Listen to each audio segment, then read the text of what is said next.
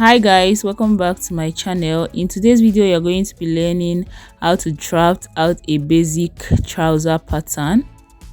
So let's get started.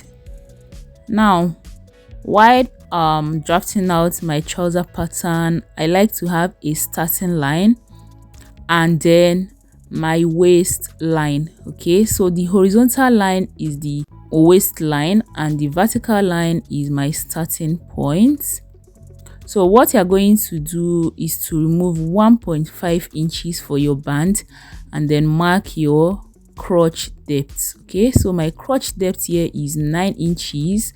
From there you're going to mark 18 inches, which is the knee length, and then the ankle measurement, which is the length of the trouser. So once you're done with this, go ahead and use your straight ruler to connect all these lines. From there, the next thing you're going to do is to come up by 2 inches and then mark out your hip line. So this is going to be serving as the hip line, and from there go ahead and label it. So we have the waist, the hip, the crotch depth, the knee, and then the length, which is the ankle line. Now once you are done with that, divide your hip circumference by 4, add 0.25 for ease, and then mark it on the crotch line. Also mark it on the hip line and extend it to the waistline. Now that you are done with that, you're going to go ahead and connect these lines with a straight ruler.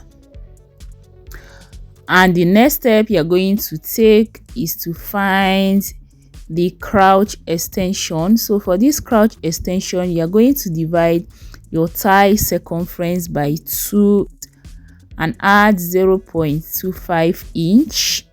So whatever you have from dividing your crouch by 2, add 0.25 to it, and that will be your crouch extension. Now from this angle 90 degree, from that line you're going to have to come out by 1.5 inches. Okay, so this is to enable you connect this line properly well, so that the line won't go inside that much. Okay, so you can see I made use of my curved ruler to do that. So from there, the next step is for us to find our thigh line. So the thigh is usually 3 inches below the crouch line. So I'm going to go ahead and measure out 3 inches and connect this line using my straight ruler, and then label it my thigh line.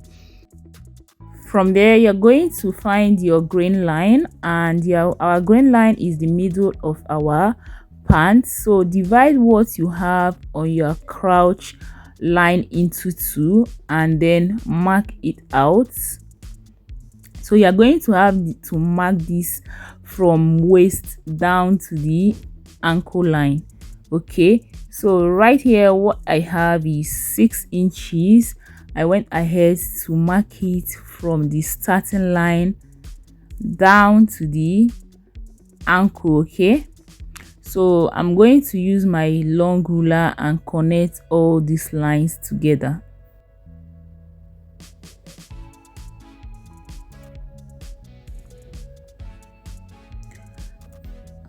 And once you are done with that, the next step is for us to start dividing every of our measurements, which is the thigh, the knee, and the ankle by 2.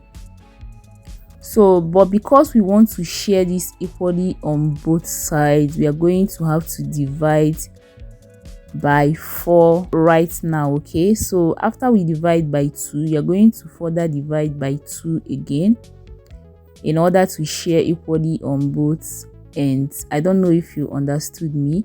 So my thigh is 22 inches divided by 2, I have 11, and I further divided by 2, I have 5.5 inches. Okay, now from the grain line, you're going to have to place your tape and mark out 5.5 inches on both ends. Now we are going back to the waist because I almost forgot. So you're going to divide your waist by 4. Whatever you have there, add 0.25 for ease, and then add your dart allowance, which is 1 inch, and then connect this line into the hip line. So I'm going to go ahead and make use of my French curve and connect from my waist down to the hip line.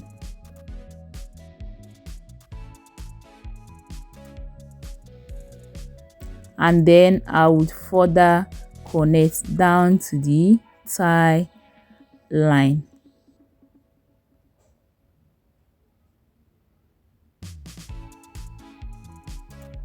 Now after this, next is to divide the knee circumference by 4. So I would go ahead and divide my knee circumference, which is 15 inches, divided by 2. It gave us 7.5. Further divide this by 2 and we are going to have 3.75. So go ahead and place your tape right on the grain line and mark out 3.75 on both sides of the pants. So, and go ahead and connect this line. Next, moving ahead, we are going to divide our ankle by 4 also. So round ankle is 9, divide by 2 and further divide by 2 again. So whatever you have, mark it out starting from the grain line also, and go ahead and use your long ruler and connect these lines properly well. So you can see now we have our pants almost ready. That is the front pattern. We have it almost ready.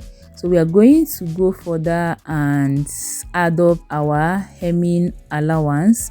So for the hem, I'm going to be making use of 2 inches. So what I'm going to do is from the trouser length, I'm going to go down by 2 inches and then mark out the lines.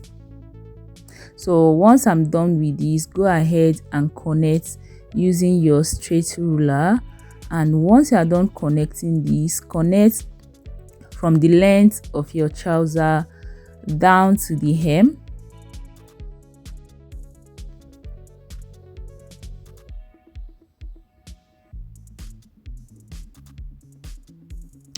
And then next for us to apply is 0.25, okay, which is going to be serving as our joining edge for this trouser. Okay, so if you don't come out by this 0.25 inch, you're going to kind of run short edge of this pants. Okay, so the length is kind of going to short. That's why we are connecting that way, so that once we join the pants together, it's going to align properly well. Okay, so I'm supposed to come down by 1.5 inches and then cut this out so that our trouser can align properly, like sit well on our stomach while we put this on.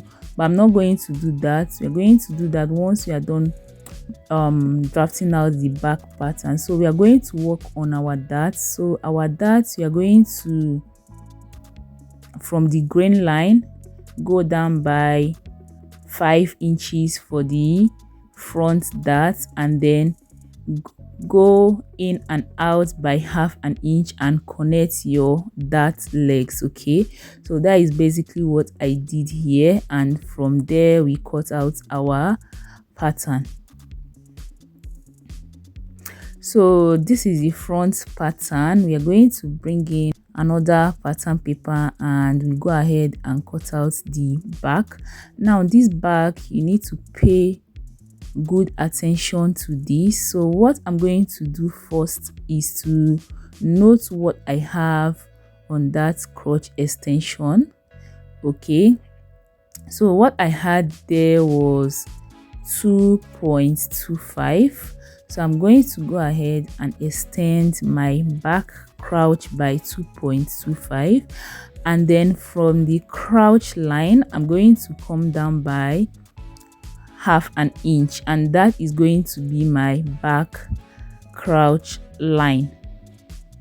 So this half inch is going to be my back crouch line. So what I'm going to do next is to check what I have in between the crouch and the grain line. Okay, that is the dots, and then I would divide it by 2 and then go up by 1.5 inches. Okay, so but before I do that, I'm going to come out by 2 inches. This is because I want to be able to connect these lines properly well. Okay, so I wouldn't be going inward that much, so I would use a broken line to connect from the waist of my pants to the new crouch line of the back. So from there, what I'm going to do next is to go up by 1.5 inches. So this 1.5 inches is for our back extension, all right, but I'm still going to take it out from the front. So whatever you take out from the front, you have to replace it back to the back. All right, so I'm going to go ahead and connect these lines properly well so it can be more visible for you guys to see.